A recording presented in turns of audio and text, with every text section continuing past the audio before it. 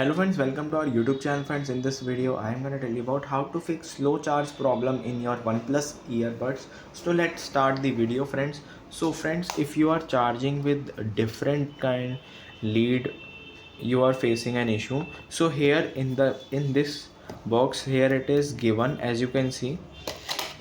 So when you just open this OnePlus box, you will find here the cable. As you can see, this is the OnePlus cable. You have to charge with this cable if you are facing slow charging problem, or you can just simply reset your earbud by just tapping on here. I will show you first.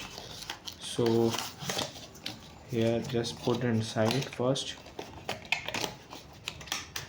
So friends, as you can see friends, here you have to just open this box and you have to just long press these buds for the reset, so it will reset. Here are the touch buttons, and it will fix your slow charging problem. I hope you like this video. If you like this video, then subscribe to our YouTube channel for more helpful tips and tricks videos. See you next time.